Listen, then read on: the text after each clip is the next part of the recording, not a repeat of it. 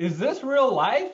Are the 17-point favorite really lose? We'll talk all about a very surprising Week 15 and get you ready for Week 16 in NFL Survivor, plus Pro Bowl selections, and we debut a brand new show here on FFC. We'll talk all about it coming up next.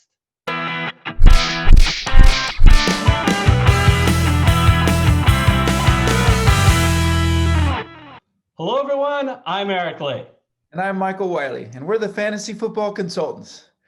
Hey, Eric, before we start, could I put a little plug in for our best player analysis and competition that we started? That was so much fun getting it started. And just seeing what happened this week in the NFL, I think makes some of the recommendations or things that we push kind of feel a little bit vindicated. Some really fun competition.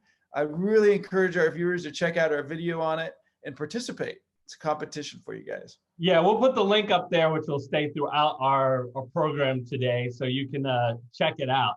Michael, in this head-to-head tournament where we just pick 16 of the best players to go head-to-head, and we're asking our viewers to vote. But if they watch the show, I think it'll be really surprising, because when I went into this contest, I thought I knew who I thought the best players were. But after watching film, looking at interviews, and looking at stats, and also hearing your analysis, really changed my opinion. So I think it's going to be a very interesting contest where I thought it was going to be pretty obvious who was going to win. I think it's really up in the air. So I really hope everybody checks that out. It's one of the things I'm actually most proud of that I've ever done on FFC this series. And I think it's going to be a lot of fun. So check that out, and also comment on that YouTube video who you think in each of those head-to-head matchups. For example, we have Adams and Breeze. I mean, old school versus new school. We have like the athletic section where you have Lamar Jackson going against DeAndre Hopkins. You know, it's just it's some really fun matchups. So anyway, check that video out. But Michael, let's talk about Week 15. You know what? I'd love to go on here and go, you know, Michael, we knew this was going to happen. No one knew this was going to happen. The Jets upsetting the Rams, the Bengals upsetting the Steelers. Wow. I'm still like shocked. I mean, for one, the Jets, there was no reason to win if they really want this number one pick. And I think they do. That just seemed like not only a mistake, but also what were the Rams doing? And then they had a chance at the end to come back and win it, and they didn't. I mean, they went from looking like perhaps the best of the NFC to losing to the Jets at home. If you ever was a survivor pick that you would think is the perfect survivor pick, just shows you about you never know in the NFL. This was it. Not just because they were 17-point favorites, but like you said, you had a Ram team that needed to win this game very badly. They were at home against a Jet team that was going cross country. It wasn't a division rivalry game. All the traps that you would think in NFL Survivor, none of them were the case. I checked in with the Jet dog, thinking he would be excited that the team finally won. Let's take a look at him again. Nope. He's still depressed. I think he wanted Trevor Lawrence, Michael. Yeah, no, again, what a crazy game. And this Pittsburgh game, I'm actually really nervous for the Pittsburgh Steelers that they're going to get out of round one in the playoffs. They look really bad right now. Ben Roethlisberger looks like he's afraid to get hit. And Cincinnati, I mean, I watched that game last night. Finley couldn't hit the broadside of a barn, and they still won that game. Yeah, he just kept running the ball. But I think, I'll give a little credit to us. I don't think we ever, if you go back on our shows, ever said the Steelers were the best team in the NFL. Even when they had the best record and they continued to be undefeated, we always said it was the Kansas City Chiefs. But I didn't expect that they would lose 3 in a row, and certainly not to the Ryan Finley-led Bengals. Wow, first round exit. What a disappointment. Do you think that maybe if they get James Conner back, they can right the ship, or is this something that we think that they won't be able to recover from? Well, I think the offensive line is down, and it really is affecting Ben Roethlisberger. He's also, really audibling out a little bit too much from what appears to be a game plan, and he just looks afraid to get hit. So their offense is really in trouble. Now, their defense is still phenomenal, right? That I think you kind of mentioned it. Finley ran the ball a few times in key moments, but really it was the offense that put the defense in such a bad spot. The defense can keep them in games, but they have to move the ball, and they're not really able to do it on the run side. So, yeah, I mean, I see other teams that are much more capable of making long runs. It'll be real disappointing for the NFL if the Ravens don't make it in the playoffs, because they're a much better team right now. Yeah, they're really playing well. But if they don't make it up, they have their own self to blame because they have a very easy schedule going out. So I think that they will get in. But you know who won't get in the playoffs, Michael? The New England Patriots for the first time in a long time. There are going to be some people, especially the Tom Brady folks, that said, see, just don't have Brady. That was the whole team. It's not Belichick. What do you think? Well, I think Brady is a big deal, and you saw this week how he brought back against Matt Ryan. Poor Matt Ryan has nightmares about Tom Brady.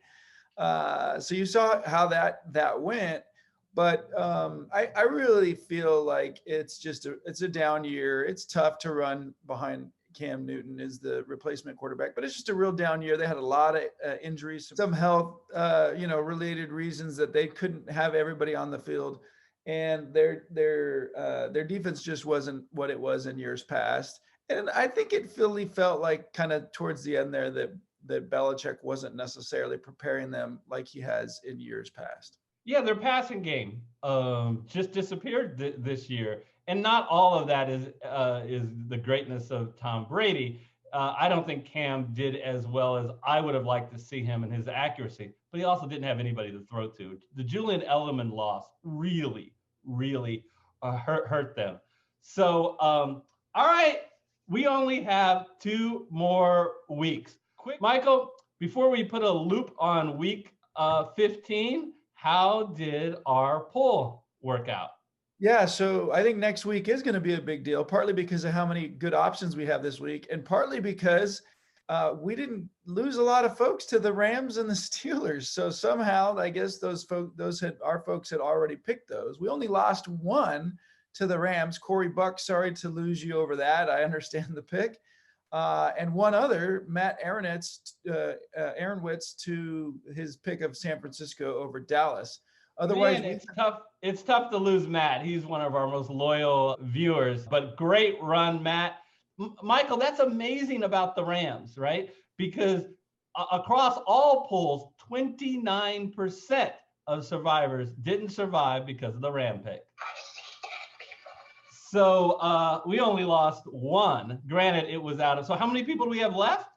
So we have 10 left. And again, I think this week really provides some nice opportunities for maybe all 10 to make it to the next week. Let's take a look at the biggest spreads this week. No, I haven't listed Kansas City on here because most people have picked Kansas City. But if you still have Kansas City left, Michael, you've got to pick them this week. It is very possible that they will clinch. All they have to do is beat Atlanta. They will clinch it, and who knows who they'll start in week 17. So if you have Kansas City, be like all of my students in my college class, Michael, when I say this isn't on the final. Listen, but you don't have to pay that close attention to have to remember it.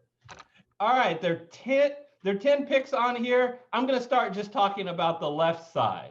Baltimore, 10-point favorites at home against the New York Giants. The other New York team is a 9.5-point dog at home against Cleveland.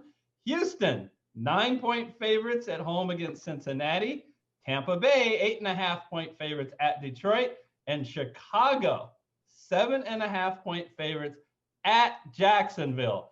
Michael, I think one key thing that I would say is if you can, stay on the left side. So if you have anyone on the left side available, that is going to be your pick. The question is, what happens if you have multiple, if you're lucky enough to have multiple teams on the left-hand side, what order would you pick it in?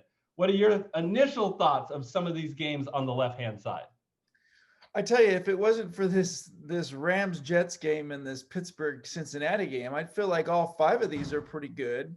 And I actually might even feel like they're a little bit more, I have a little more confidence in at least one or two of them than the Kansas City game. That being said, I'm kind of nervous about picking against teams right now with what just happened. I guess the Jets. Really, Michael? Really? You're nervous about picking against the Jets now and Cincinnati? Is that, I hear you, but the Jets and Cincinnati, I guess in looking at those two games, do you criticize the Rams in Pittsburgh more, or do you really think that the Jets and Cincinnati are a lot better, are better than what we thought? Well, I do think that the Steelers especially, but even the Rams deserve a lot of criticism for what happened, the results of the game. But that being said, I think the Jets at least really came out and played. And even you could say Cincinnati did. I don't want to completely blame it on just the Pittsburgh offense. So they came out and kind of showed the any given Sunday rule. So I kind of want to look on the other side of the ledger and focus a little bit more on how these teams that are picked as favorites are playing. Yeah, I don't know if we're going to dissect each one of these games. I think what I'll do is just tell you kind of how I feel about these kind of in order. I really like how Cleveland is playing right now. I feel that Baker Mayfield has figured out how to take advantage of a very strong rush and then use play action to his benefit. I can see that being something that they do well, and their defense looks strong as well. But you could have said the same thing about the Rams and how they were playing, although Jared Goff was atrocious this week, lobbing a couple passes to the Jets. So I think Cleveland is my pick for this week. From there, I actually go Chicago. Their defenses looked great. I think Jacksonville's kind of rubbing their hands together saying, I'll take the number one pick, even though the game is in Jacksonville. And so unless Chicago's offense plays really poorly, and they look pretty good this week, I would go Chicago next. Then Houston, still really disappointed in what's going on in Houston this year on the defensive side of the ball, but they shouldn't have a problem with Cincinnati. And then from there, probably Baltimore and then Tampa Bay. And the reason I go Baltimore, Tampa Bay is because of the 5 teams on this, I think Baltimore's playing the best ball right now. And unless the Giants can figure out what's going on with their quarterback situation, I just don't see them giving a run against Baltimore. And then, Tampa Bay looked really good in that comeback, but they started really poorly.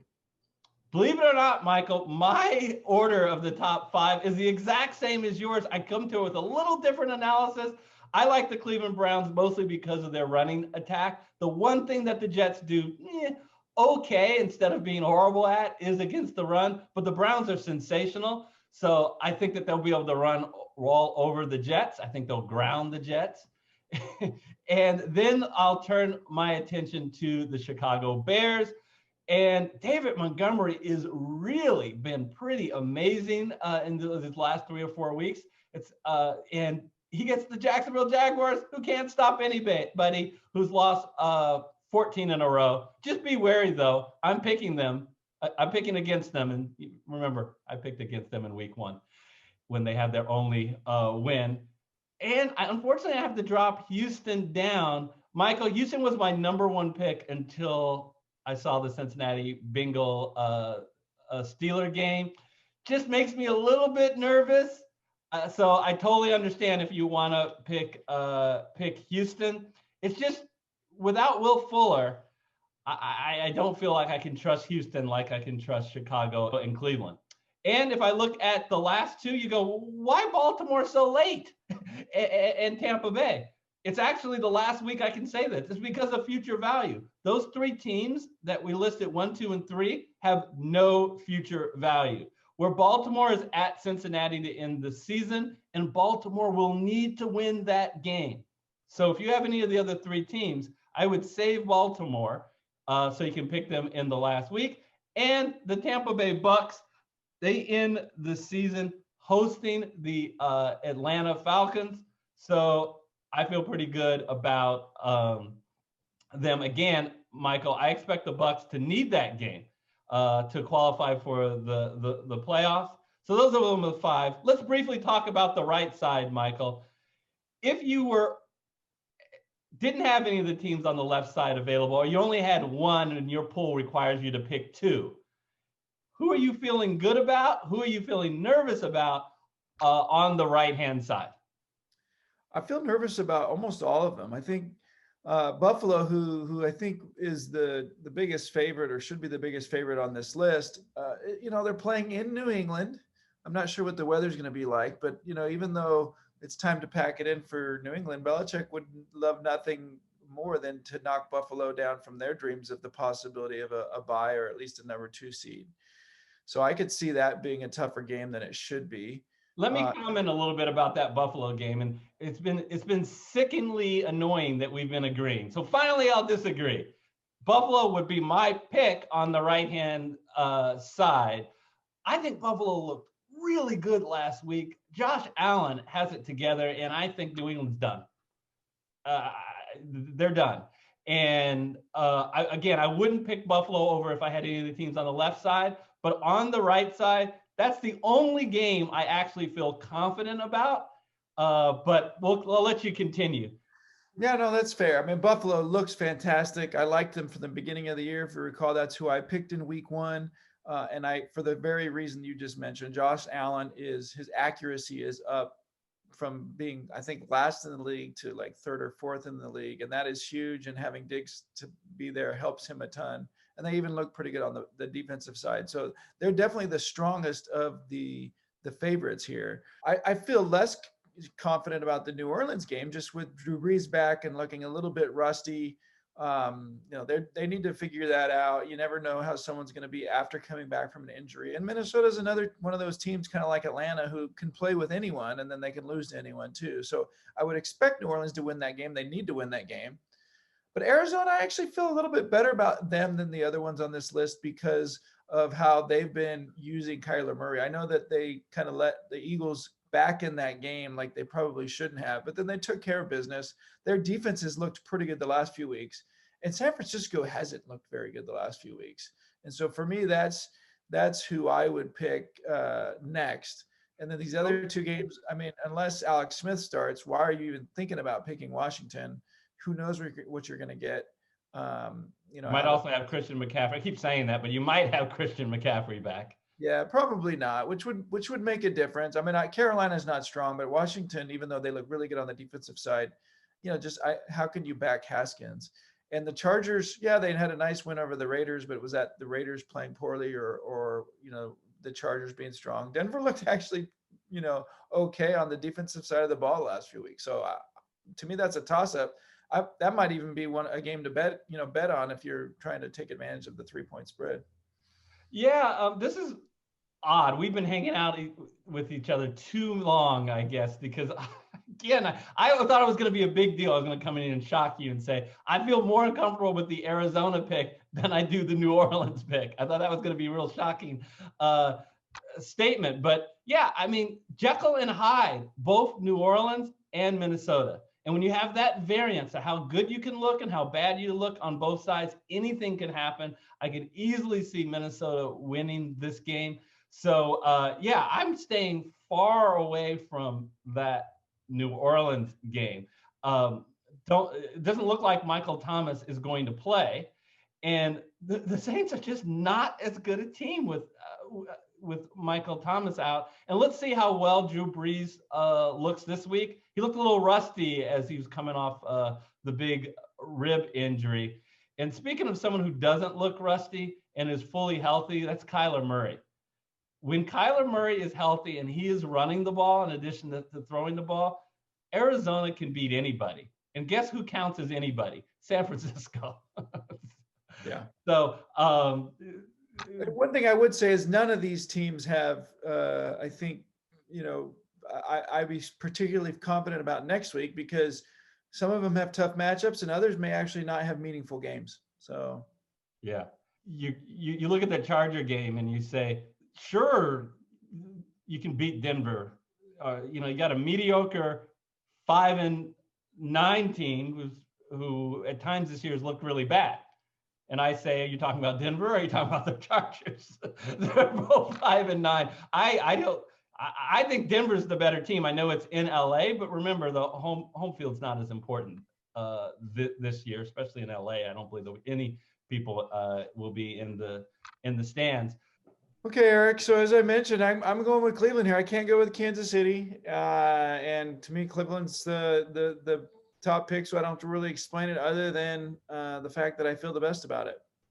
Yeah, and I too can't go with Kansas City, and I've already picked the Browns. So it's a tough decision, but I am going to go with the Bears. So picking Chicago, I should be a little nervous, Michael, because the crowd, who hasn't missed a pick all season, is going with the Houston Texans. And Las Vegas, they're opting for the Browns. They agree with you, Michael. Pretty big news announced that dropped yesterday. The Pro Bowl selections were made. That's going to occur in 2021 based on the 2020 season. I'm going to talk about the NFC, but let's hear from you about what happened in the AFC. So we're just going to focus on the position players on the offensive side.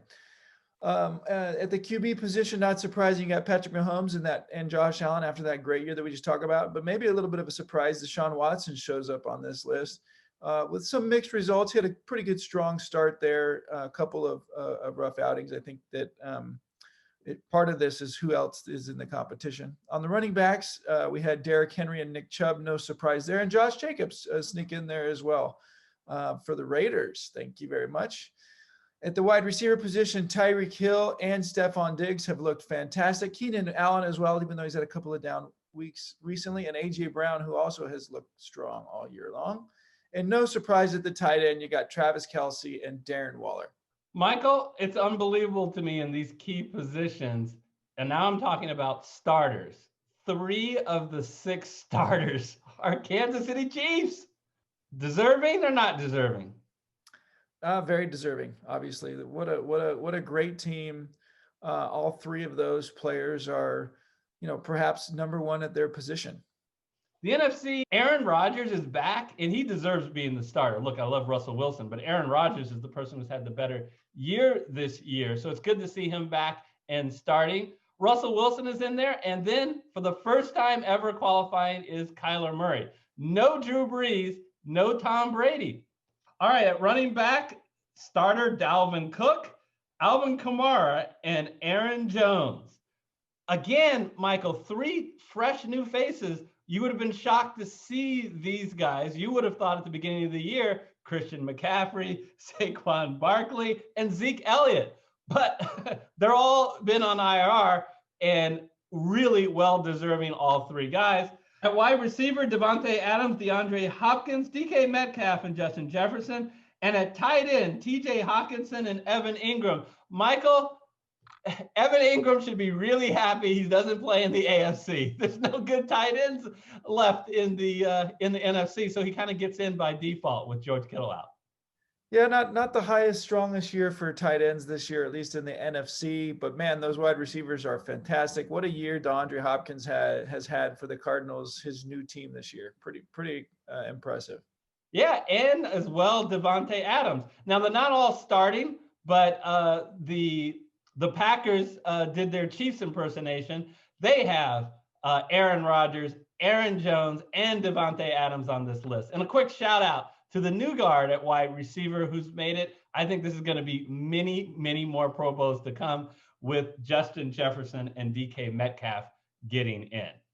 Yeah, Justin Jefferson, I think, is kind of a shoo-in for Rookie of the Year, at least for the NFC. So what a season he's had. A lot of people didn't. I think a lot of fantasy leagues, he didn't even get picked, at least until late round. Some didn't even pick him at all.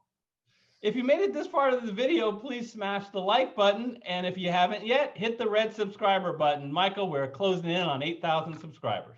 Fantastic. Yeah, make sure you tell us who you would pick and why, and just tell us what you like about the show or make fun of us. We take that too. All right, everybody, take care, be safe, and we hope you and yours have a very happy holiday season. Yeah, happy holidays. Thanks.